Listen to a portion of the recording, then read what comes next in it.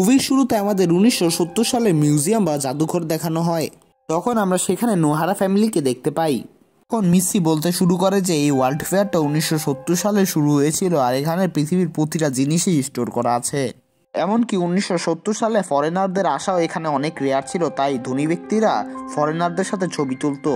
তারপরের সিনে আমরা দেখতে পাই সেখানে একটা মনস্টার অ্যাটাক করে ফেলে, যার কারণে নোহারা ফ্যামিলিকে ওয়ার্ল্ড ফেয়ার ডিফেন্স ফোর্সে কনভার্ট হতে হয়।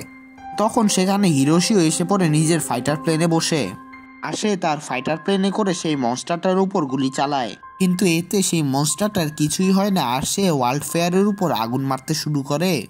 কিন্তু তখনই হিরোশির মাথা গরম হয়ে যায় আর সে বলে ট্রান্সফর্ম, আর সে একটা সুপার হিরোর ভিতর ট্রান্সফর্ম হয়ে যায়। কিন্তু এই সব কিছুতে মিসি ছাড়া আর কেউই আগ্রহী ছিল না। আর তখন শিনচেন গিয়ে সেই মনস্টারটাকে মারতে শুরু করে, কারণ সে চায় না হিরোশি সব মজা নিয়ে নেক। কিন্তু তখনই আমরা জানতে পারি এটা আর কিছুই ছিল না, একটা শুটিং ছিল মাত্র। তারপর শিনচেনকে তারা সরিয়ে আবার শুটিংটা শুরু করে। তারপর হিরোশি সেই মনস্টারটাকে মারতে শুরু করে। তখনই হিরোশি সেখানে থাকা একটা টাওয়ারের পাওয়ার ইউজ করতে শুরু করে, আর সেই পাওয়ারটা দিয়ে সেই মনস্টারটার উপর একটা কসমিক অ্যাটাক করে, যার কারণে সেই মনস্টারটা মারা যায়। শুটিং শেষ হওয়ার পরে হিরোশি প্রচুর খুশি হয়ে যায় আর সে নিজের একটা খেলনা দিয়ে খেলতে শুরু করে। অন্যদিকে আমরা মিসিকে দেখতে পাই যে কিনা ম্যাজিক্যাল কাল মিসাই হয়েছিল, আর সে নিজের পাওয়ার দিয়ে শত্রুদেরকে ভালো করে দিত। তখনই তাদের শিনচেন ও হিমাবারিকে কিড জোনে দিয়ে আসতে হয়, কারণ তাদের মুভি থেকে সব রোল শেষ হয়ে গিয়েছিল।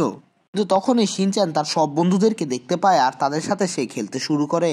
আজামা বলে যে তাদের প্যারিস 20th সেঞ্চুরির মিউজিয়াম এক্সপ্লোর করছিল, আর সেখানে তারা তাদের পছন্দের সব জিনিসপত্র খুঁজে পায় যেটা দিয়ে তারা ছোটবেলায় খেলতো। আর তাদের স্কুলের টিচাররাও এখন শুটিং করছিল।